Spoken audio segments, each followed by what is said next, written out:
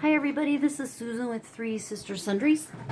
My sister Sally Hancock recently uploaded a video of storage envelopes for die sets, and I thought I would show you my version really quickly. This is how mine turned out when they were finished, and they are super easy and pretty quick to make. So let me show you how I did mine. I started with this paper pad. I've had it for ages and I really like it, and it was buried and I wanted to see it. So my goal in making these envelopes was to use only things that were in my stash. I wanted it to be pretty and I wanted to be able to see it. So that is what I did. I need to point out that my stamp and die collection is really small, so these worked for me. They won't work if you have a ton of dies, but I really like the way it turned out. So I recently got this cute little set from Tuesday Morning. It has dies for just a few, these three things, so I cut them out on my Big Kick, which is the version of the Sizzix that I have. And as I went through this pad, I just used, it has 2 sheets of every design, so I used a sheet from every section. This one also came with 2 full sheets of labels, and I've used most of them, but this is what I have left to do the labels on the front of the envelopes. I only had 1 sheet of this paper because I used this for a cool scrapbook layout. So what I did first, I made myself a little template with directions. So I scored at 3.5 and 9, going the long way, and then flip the paper and score it at 1 inch from each edge. So let me do that really quick.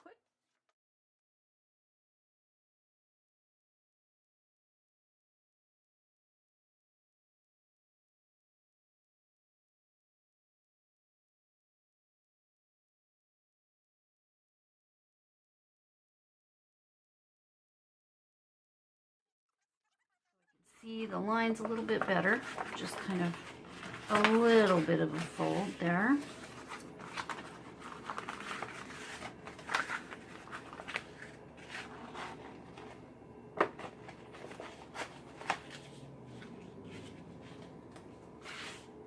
Just to start with so that I can see.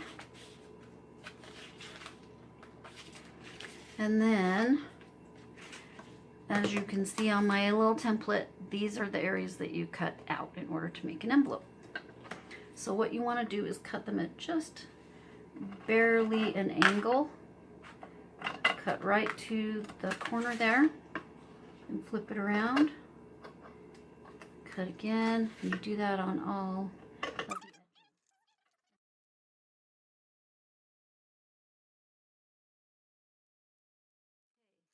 When you have that done, then we want to seriously crease the folds. So that one, this one, and then the short edges.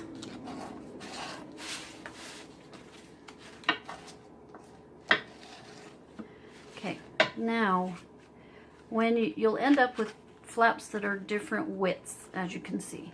So I put the wider one under and the skinnier one over, so that the seam is more towards the middle. And because I didn't want to get any glue over the edges on the inside of the envelope to cause issues there, I marked just on the inside where that overlap was, so that I did not accidentally get glue or tape there. And when I did mine, again, because I didn't want the glue to go too far, I put tape on the inner part of the fold. So I just have some double-sided tape here that I put on the inside part of the fold. This, unfortunately, is not the kind that tears easily, so I have to give that a bit of a trim.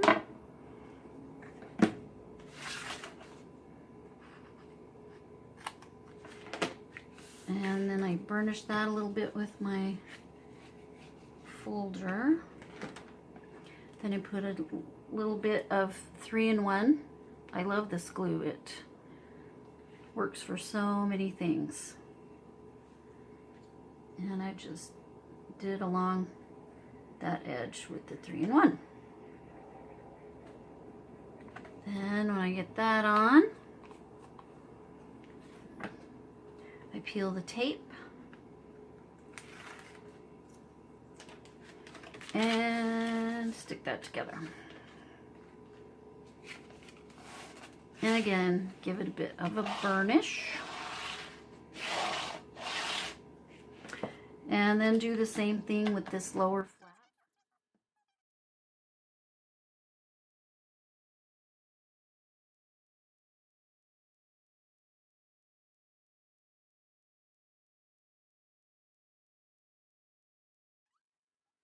And Bob's your uncle. Your envelope is done. Now for the closure, I have these glue dots, which are removable. They're pretty sticky, but we got tons of them as freebies at a scrapbook expo. So I thought this would be a good use for them because they are pretty sticky, so they keep the envelope closed really well, but they're not so sticky that they're gonna tear the paper. So I just put one on the envelope flap, and there we go. Fold that down. Now, because I wanted them to hang, I thought it would be a good idea to put an eyelet. Now, my sister used grommets. Obviously, you can do whatever you want. So I made a template with a little hole in it to mark where I wanted to put the eyelet, and I made it as close to the edge as I could and mark that. Then with my trusty crocodile, I used the fatter punch, which I think is a 1/4 inch, not totally positive. Oh no, it's 3/16, and just line that up so that you can see your mark, and punch. And then I had these eyelets, which I got at a thrift store, and I used all of these colors. I just kind of looked at the paper and decided which ones I liked best with these colors. I think I like this one with this paper. So I'll grab one of those. Grab the crocodile again, make sure it's set up properly. So you put your eyelet through the front, so the pretty side is on the front, and then you position your crocodile over that, give it a squeeze, and voila, beautiful. So easy. I've had that crocodile for a million years. Now, the label. I have these labels left to choose from, and these colors, although you can't tell from this one, they coordinate with most of the pad. So let's see, maybe this yellow one. Kind of feeling the yellow one, so I shall cut that out.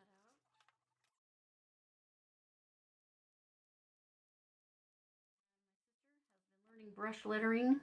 I've done calligraphy for a million years, but I never learned pointed pen calligraphy, which is what brush lettering is. So I'm going to do the cheater version.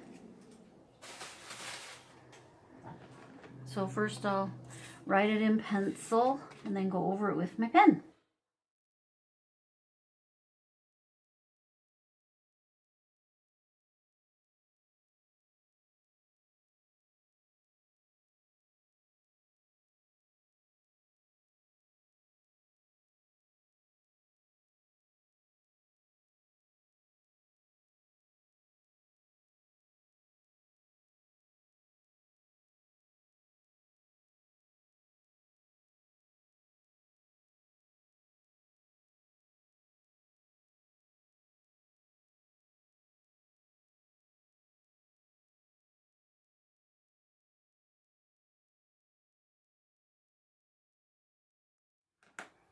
Okay, while that's drying enough to erase, I will glue these to the back of my envelope so that I know what they look like when they are stamped and cut out.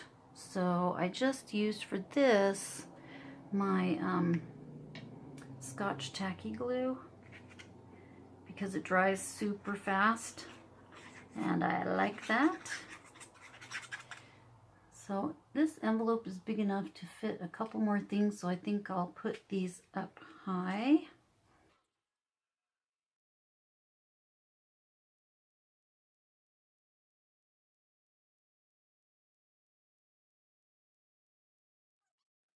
We should be able to erase our pencil marks. That was a Sharpie, so it should dry pretty quickly. I have messed up many a calligraphy project by erasing too soon. Okay, then we glue this to the front.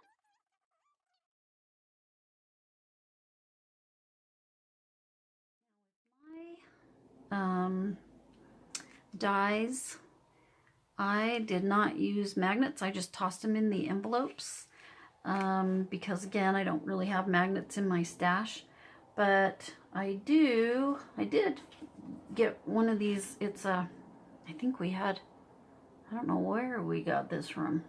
Anyway, it's an advertising magnet. So since I had that, I am going to use it to put these little dies on, but none of my other ones have a magnet. My sister used magnets that she purchased, so they are definitely available, and on her video there were lots of suggestions as to where you could get magnet sheets, but I am not that worried about it, so I'm slipping those in along with the stamps, and I can throw away this packaging.